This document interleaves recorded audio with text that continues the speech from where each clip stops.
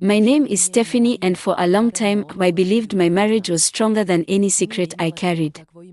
I was married to Daniel, a quiet, gentle man who loved books, old jazz music, and cooking soups on cold evenings. We lived in a small apartment above a flower shop that smelled like roses every morning, but the truth is this: even people with soft lives can make dangerous choices, and I made one in early 2023. Everything in my life felt like routine. Same job. Same bus. Same dinner. Same bed. Daniel and I cared for each other deeply, but sometimes comfort becomes silence, and silence becomes distance. That was when I met Bastion Inoro. We met at a work seminar that I didn't even want to attend. He walked into the room wearing a perfectly fitted suit, carrying himself like someone who had never been unsure a day in his life. His voice was calm, his laugh warm, and the way he looked at me made me feel visible again. He said he worked for an important financial office in a faraway country.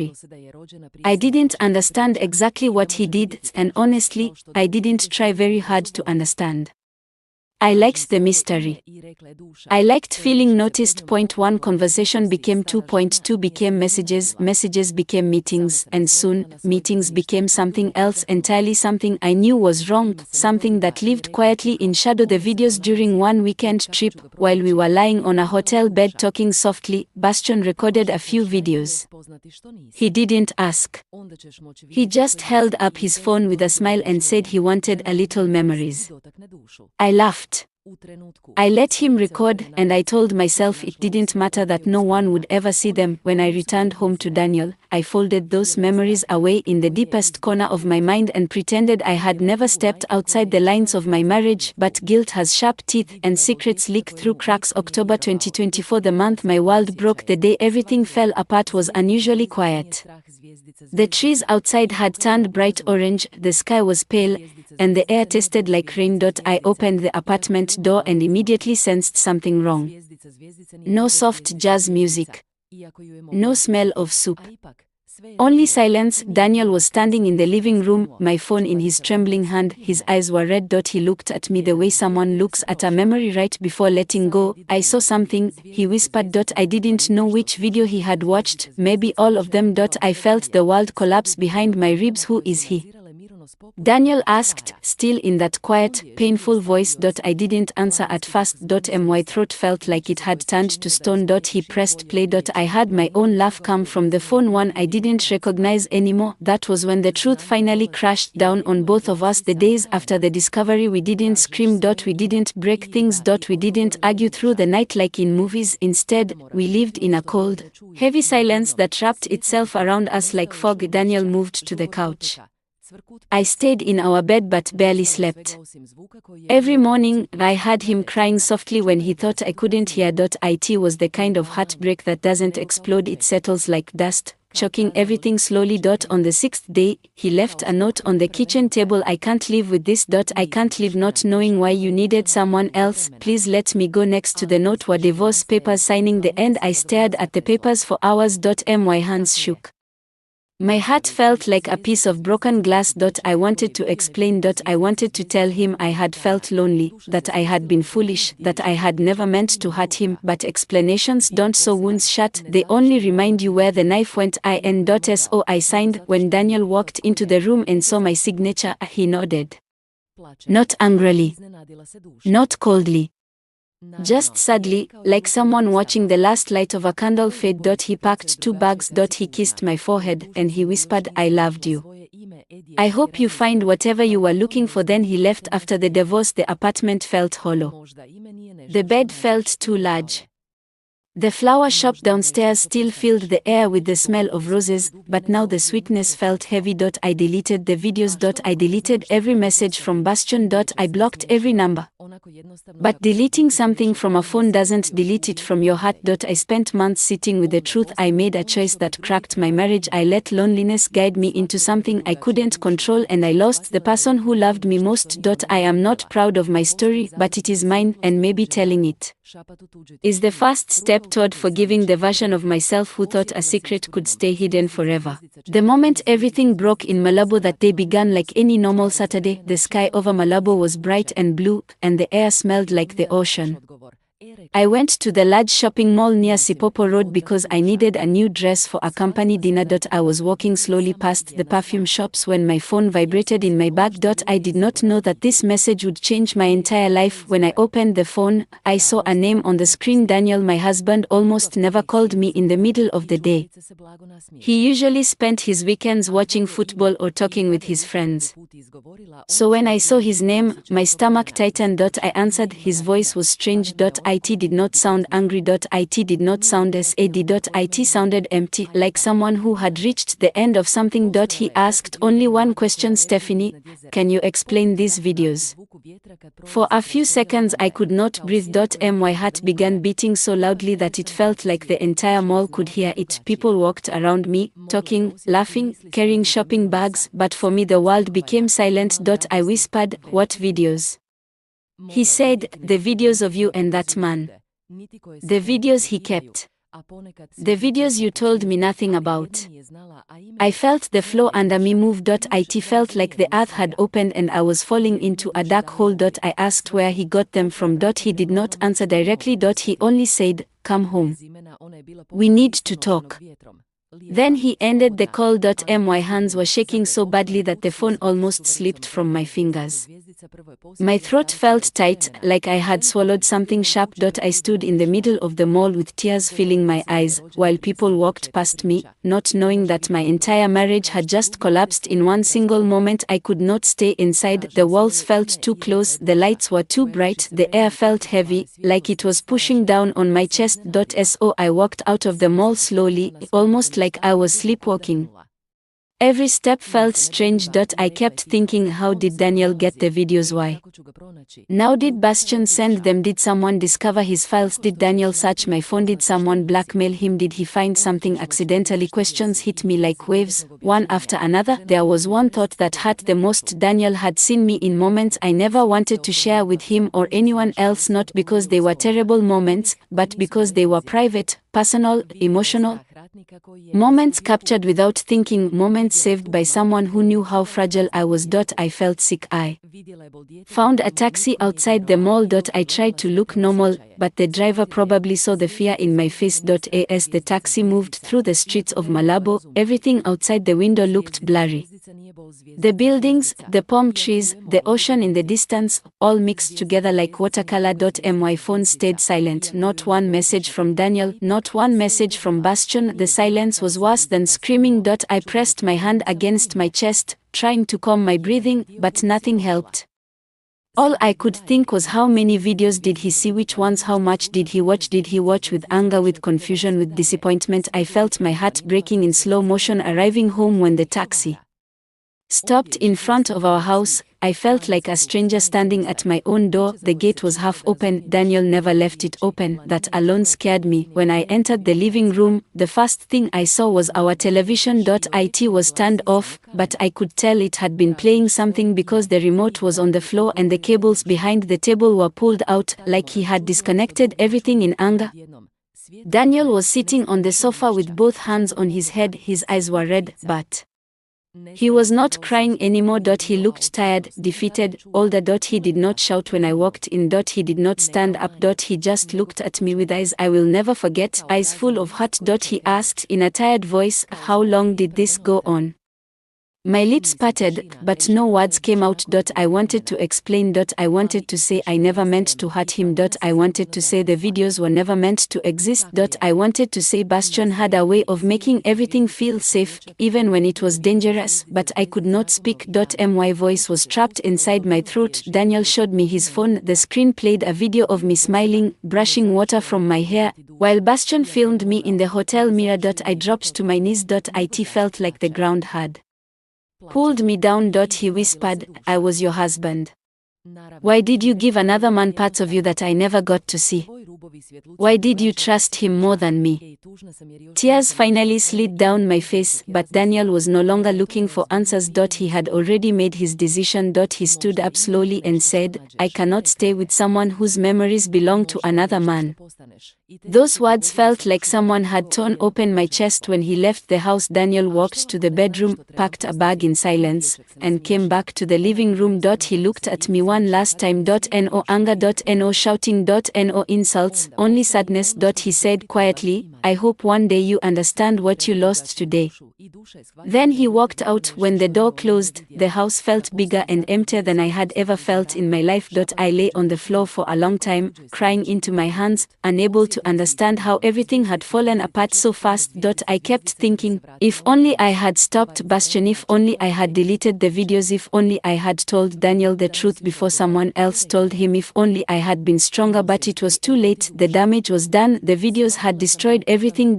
My marriage. My peace. My trust. My home. That night, I realized something I will never forget. A single secret can burn an entire life to the ground. The first night after Daniel walked out felt like the darkest night of my life. I did not sleep. I lay on the cold living room floor until sunrise.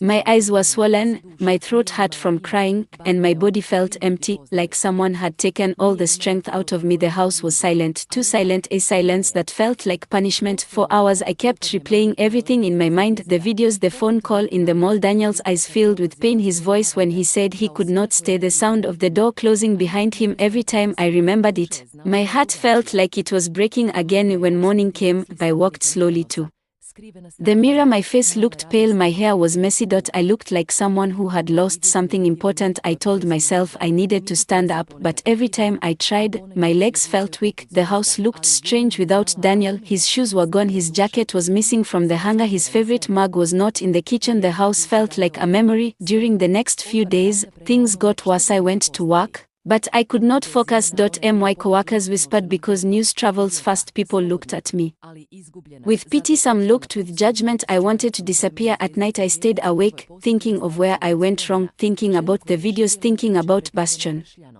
thinking about how easily my life had cracked like thin glass. I felt angry at myself, but I also felt angry at Bastion. He had kept those videos, he had saved them carefully, he knew they were dangerous, he knew my life could fall apart if anyone ever saw them, yet he kept every single one. I kept asking myself one question: why did he keep them? Why did he need them? What was he planning? The more I thought about it, the more I felt something was wrong, something bigger, something I had not understood before. I told myself I needed answers, and there was only one person who could give them to me, Batesa in Gonga. 2 weeks after Daniel left, I finally gathered enough courage to face Bastion. I sent him a message. I wrote, we need to talk now. He replied almost immediately, come to my office. His office was inside a tall building in Malabo with mirrors on the walls and security guards everywhere. When I entered the elevator, my hands were shaking. My heart beat fast. I could feel fear in my stomach. When the doors opened on his floor, the hallway was quiet, too quiet.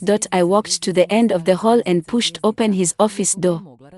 Bastion was sitting behind his desk, calm, confident, collected, just like always. He smiled when he saw me, but his smile felt wrong, like he already knew what I came for. I did not sit. I did not greet him. I asked one question: why did you keep the videos? He leaned back in his chair and studied my face carefully. He did not look worried. He did not look guilty. He looked entertained. He said, because memories are important. I felt anger grow in my chest.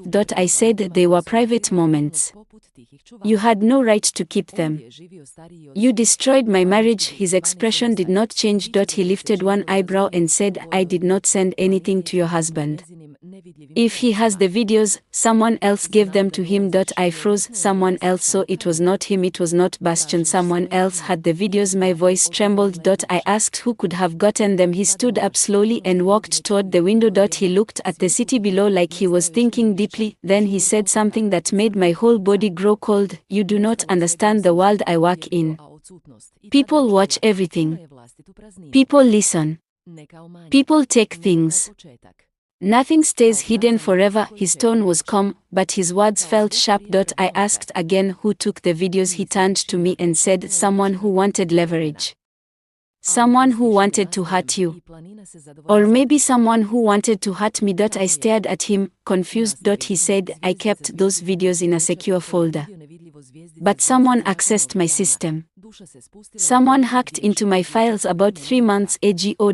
My heart dropped. A hacker, a stranger, someone I did not know. He continued, I was investigating financial crimes that involve powerful people. Someone wanted to scare me.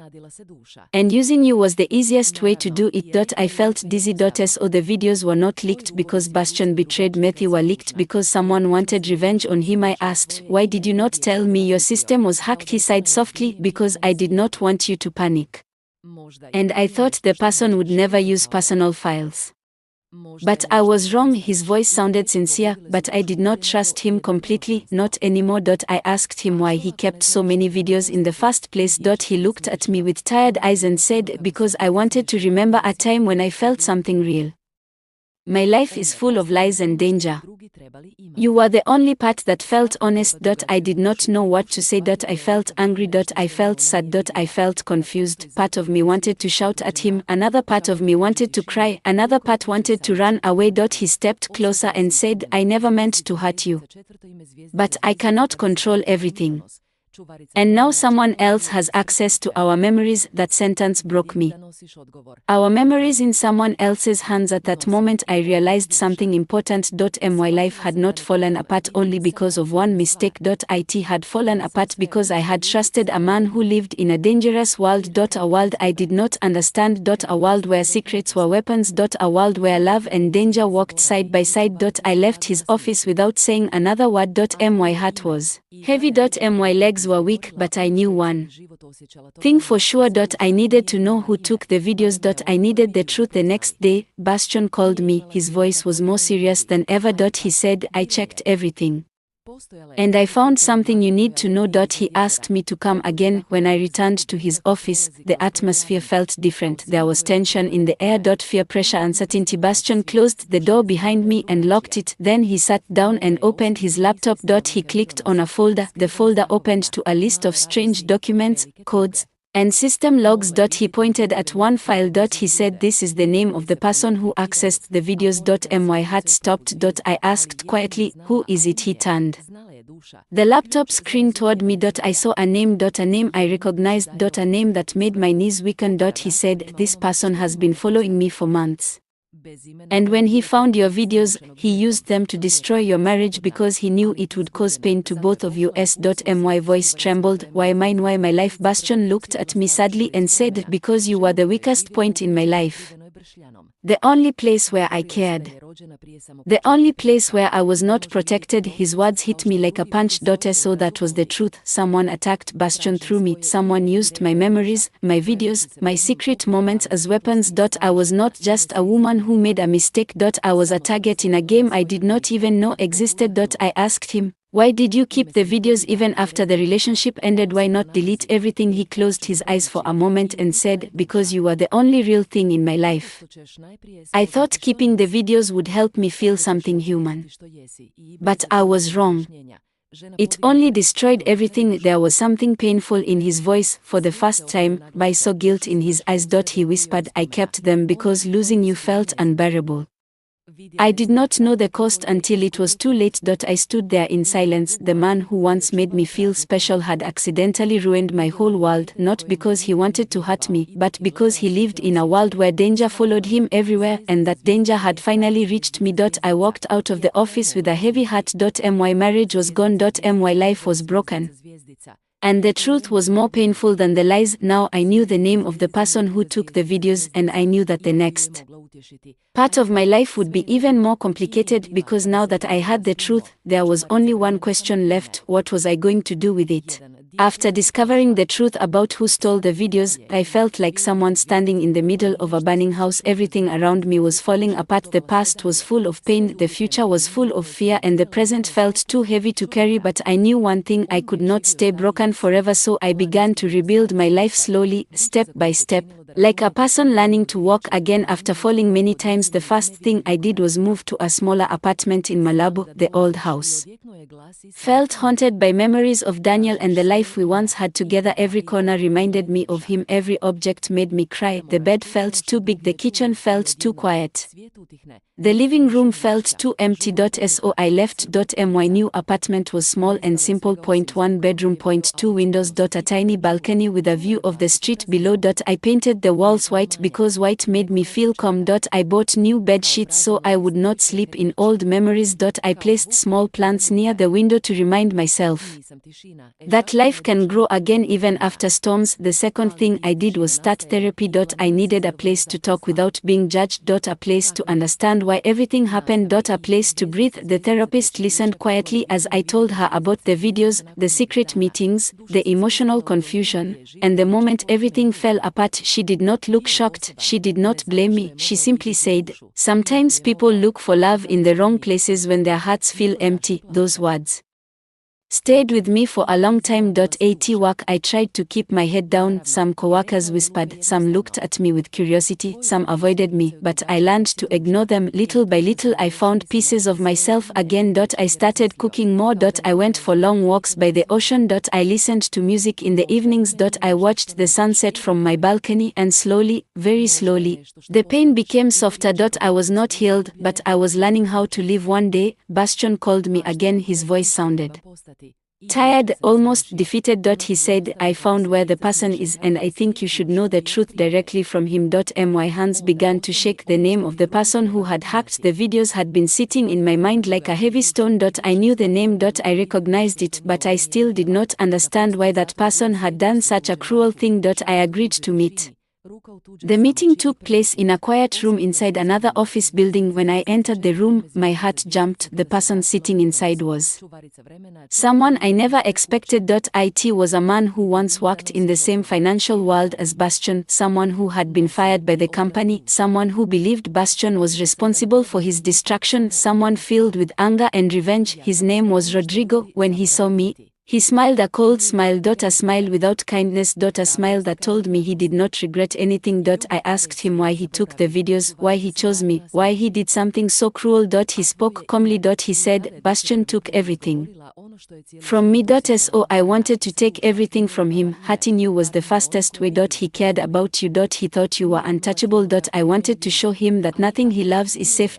My stomach twisted in fear and anger. I said, "You destroyed my marriage, my life. My peace." He shrugged like it meant nothing. He said, "Your pain was just a tool. I did not care about you. I cared about ruining him." At that moment, I felt something inside me close forever. Not fear, not sadness, something colder. I realized Rodrigo was a man with no conscience. A man who used human lives like weapons. A man who felt no guilt for the damage he caused.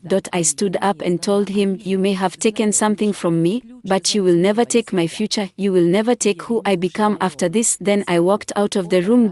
My legs were shaking, but my heart felt stronger than it had in months. For the first time, I felt like I was taking my life back. After the confrontation with Rodrigo, Bastion's life changed dramatically. The company he worked for began an internal investigation because the hack was connected to a larger financial crime. People above him wanted answers, people below him were scared, people around him whispered that he had become a danger. Bastion stopped contacting me often, his messages became shorter, his voice sounded colder. Something in him was breaking point. One evening he asked if he could see me. We met in a small restaurant away from the city center. He looked tired, his eyes had dark circles, his suit was less perfect than usual. He said, "I am losing everything. My job. My position. My safety. Everything is falling apart faster than I can control it." I asked him what would happen next. He said he might have to leave Malabo for a while. Work in another country. Hide from people who wanted to harm him. Escape the consequences of the hack. I listened quietly, then he said something I did not expect. He said, "I once thought keeping those videos would protect memories I did not want to lose, but now I realize they were the beginning of my downfall, and the beginning of yours." He looked down at his hands like he was ashamed. He said, "I am sorry, Stephanie. I should have deleted everything the moment we stopped seeing each other. I should have protected you. I should have protected myself, but I was selfish." His voice trembled slightly. It was the first time I had ever seen him look weak.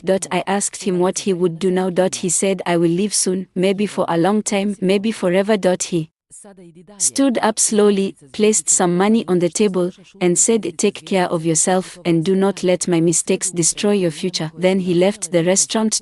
As he walked away, I felt something inside me close gently, not anger, not sadness, closure. We had lived a dangerous, confusing, emotional story, but like all stories that are built on secrets and shadows, it could not last. That night I understood something very important: not every person who enters your life is meant to stay. Some people are lessons, some are warnings, some are storms that pass through and leave the sky clearer than before. Bastion was all of those things. Why Stephanie let Bastion record her? This question is painful, but important. The truth is simple. I let him record me because at that time I felt seen. I felt wanted. I felt beautiful again after months of feeling invisible in my marriage. When Bastion lifted his phone and said he wanted tiny memories, it felt harmless. He was gentle. He was charming. He made me feel safe. In moments when I was emotionally weak, I did not think about consequences. I did not think about danger. I did not think about the future. I just wanted to hold on to the feeling of being special, and because of that emotional weakness, I ignored the fact that cameras capture more than moments. They capture risks, they capture mistakes. They capture evidence that can destroy lives. At the time I thought it is just a small video, it is just a smile, it is just a moment, but a small mistake can become a big disaster. I did not care about the camera then because I cared about the feeling more than the reality. Now I know better. Now I understand why people should protect their privacy. Now I understand how easy it is to lose everything. If I could change the past, I would, but life does not work that way. All I can do now is learn from the pain and build a stronger future.